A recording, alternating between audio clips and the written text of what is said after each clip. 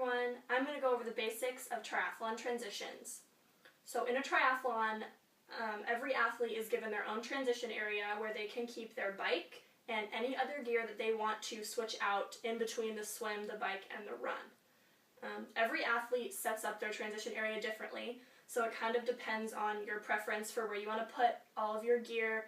And as you get more experience with triathlons, you'll figure out that maybe there is a setup that works better for you and maximizes your efficiency during the race.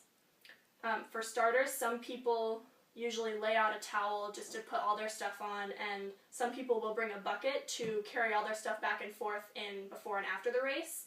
And some people will sit on their bucket during their transitions as a rest and to make it easier to put their shoes on and stuff like that.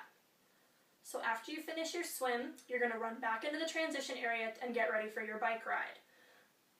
Some people choose to put on a bike jersey and some shorts to cover up their bathing suit, but that does take up some time, so a lot of triathletes end up wearing tri-suits, which are special suits that you can wear throughout the entire race without having to put clothes on. So regardless of what you wear, you're going to have to throw on your bike shoes and grab your helmet and maybe put on some biking gloves if you want to use them.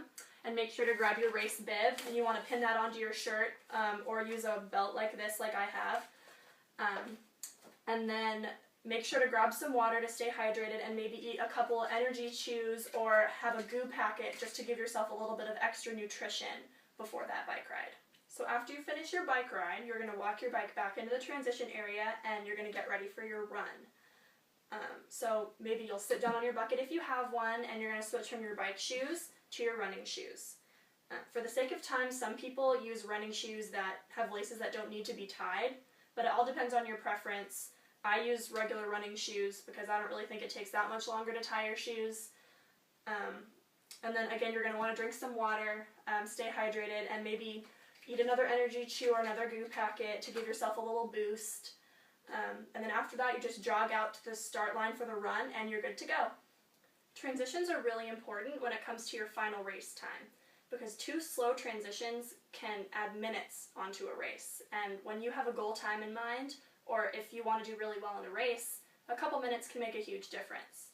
So by practicing your transitions regularly, you can figure out how you want to set up your transition area, and you can make sure that you're working at maximum efficiency on race day.